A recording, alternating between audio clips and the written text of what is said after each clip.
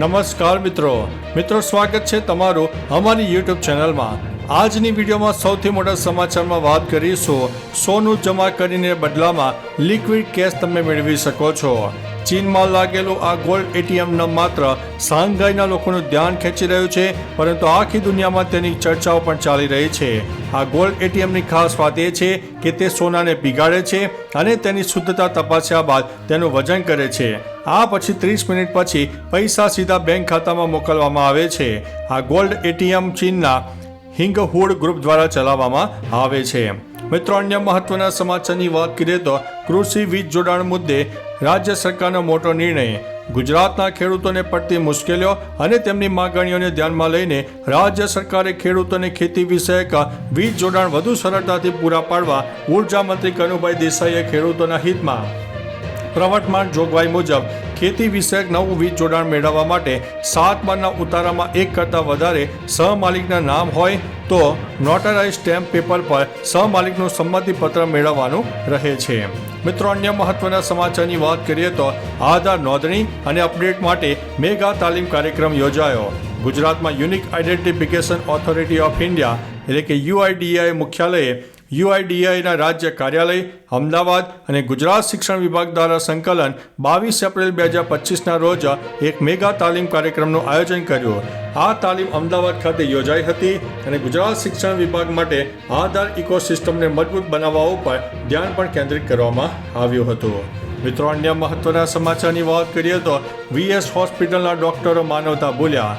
Ahmedabad municipal corporation સંચાલિત VS હોસ્પિટલમાં ફરજ બજાવતા ડોક્ટરોએ માનવતા ભૂલી અને ક્લિનિકલ રિસર્ચ માટે મંજૂરી આપતા 3 લોકોના મોત થયા હોવાનો કોંગ્રેસના રાજશ્રી કેસરીએ મ્યુનિસિપલ બોર્ડમાં બેઠકમાં આક્ષેપ કર્યો હતો।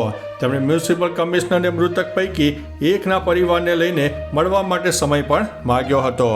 મિત્રો, અન્ય મહત્વના સમાચારની વાત કરીએ તો ગુજરાતના આ જિલ્લામાં 15,400 સોઇલ હેલ્થ કાર્ડ તૈયાર। ભાવનગર જિલ્લામાં 15,400 સોઇલ હેલ્થ કાર્ડ તૈયાર થઈ જતા હાલ ખેતીવાડી વિભાગ દ્વારા ખેડૂતોને વિતરણ કરવામાં આવી રહ્યું હોવાનું જિલ્લા પંચાયતના ખેતીવાડી વિભાગના વિશ્વસનીય વર્તુળો દ્વારા જણાવાયું છે। ખાતરોના બિનજરૂરી વધુ વપરાશને રોકીને તથા આવશ્યક પોષક તત્વો ઉમેરવાની સલાહ આપીને સોઇલ હેલ્થ કાર્ડ દ્વારા જમીનની ઉત્પાદકતાનો લાંબો સમય જાળવી શકાય છે। મિત્રો, અન્ય મહત્વના સમાચારની વાત કરીએ તો પાટણમાં 40 વ્યક્તિઓને ભારતીય નાગરિકતા પ્રમાણપત્ર એનાયત કરાશે। CAA અંતર્ગત પડોશી દેશમાંથી આશ્રય લેનારા હિન્દુ નિર્વાસિતોને ભારતીય નાગરિકતા પ્રદાન કરવાના ઉદ્દેશ્ય સાથે 23 એપ્રિલના રોજ પાટણ જિલ્લાના રાધનપુર તાલુકાના ઓઢવનગર ખાતે એક વિશેષ સમારંભનું આયોજન કરવામાં આવ્યું। આ કાર્યક્રમમાં ગૃહ રાજ્યમંત્રી હર્ષ સંઘવીના હસ્તે 40 વ્યક્તિઓને ભારતીય નાગરિકતાના પ્રમાણ એનાયત કરવાનું આયોજન હતું। મિત્રો, અન્ય મહત્વના સમાચારની વાત કરીએ તો 118 રસ્તાઓ પર રીસર્ફેસિંગના કામો માટે 975 કરોડ રૂપિયાની ફાળવણી। CM ભૂપેન્દ્રભાઈ પટેલે સમગ્ર રાજ્યમાં રોડ ઇન્ફ્રાસ્ટ્રક્ચરમાં સતત સુધારો કરીને નાગરિકો, વ્યવસાયો અને ઉદ્યોગો માટે પરિવહનની સરળતા સુનિશ્ચિત કરવા સક્રિય અભિગમ અપનાવ્યો છે। આ સંદર્ભમાં મુખ્યમંત્રીએ તમામ જિલ્લાઓમાં કુલ 735 કિલોમીટરની લંબાઈ ધરાવતા 118 રસ્તાઓ પર રીસર્ફેસિંગ તથા આનુષંગિક કામો હાથ ધરવા માટે માર્ગ અને મકાન વિભાગ માટે 975 કરોડ રૂપિયા મંજૂર કર્યા છે। મિત્રો, અન્ય મહત્વના સમાચારની વાત કરીએ તો કચ્છમાં મધરાત્રે 5ની તીવ્રતાનો જોરદાર ભૂકંપ આવ્યો। કચ્છમાં પરમ દિવસે રાત્રે 11:26 5ની તીવ્રતાનો ભૂકંપ આવતા લોકોમાં ભયનો માહોલ સર્જાયો હતો। આંચકાનું કેન્દ્ર અંજાના દુગઈથી 17 કિલોમીટર દૂર હતું। વામકા સંશોધન કેન્દ્ર મુજબ સમગ્ર વાગડ વિસ્તાર ધ્રુજી ઉઠ્યો હતો। ગાંધીનગર સ્થિત સિસ્મોગ્રાફે પણ આ આંચકા નોંધ્યા છે। ભારે આંચકાથી લોકો ઊંઘમાંથી જાગીને ઘરની બહાર દોડી આવ્યા હતા। આ અગાઉ 16 માર્ચે ભચાઉ નજીક 3.2ની તીવ્રતાનો આંચકો આવી ગયો હતો। મિત્રો, અન્ય મહત્વના સમાચારની વાત કરીએ તો ભારત અને અમેરિકા ટ્રેડ ડીલની શરતો ફાઇનલ। અમેરિકા અને ભારતે ટ્રેડ ડીલ માટેની શરતોને અંતિમ સ્વરૂપ આપી દીધું છે, જેને સંદર્ભની શરતો કહેવામાં આવે છે। અમેરિકાના ઉપપ્રમુખ JD વાન્સે જયપુરમાં રાજસ્થાન ઇન્ટરનેશનલ સેન્ટરમાં માહિતી આપી હતી। JD વાન્સે કહ્યું છે કે રાષ્ટ્રપતિ ટ્રમ્પ અને વડાપ્રધાન મોદીના વિઝનને સાકાર કરવા તરફ આ એક મહત્વપૂર્ણ પગલું છે। આ અંતિમ સોદા માટે રોડ મેપ પણ તૈયાર કરશે।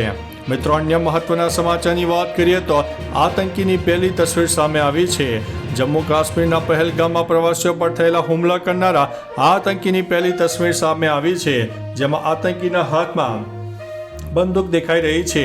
મીડિયાના રિપોર્ટ પ્રમાણે સ્થાનિકોએ કહ્યું હતું કે આતંકવાદીઓ કાશ્મીરી ભાષા જાણતા નહોતા, પંજાબી અને ઉર્દુમાં વાત કરી રહ્યા હતા.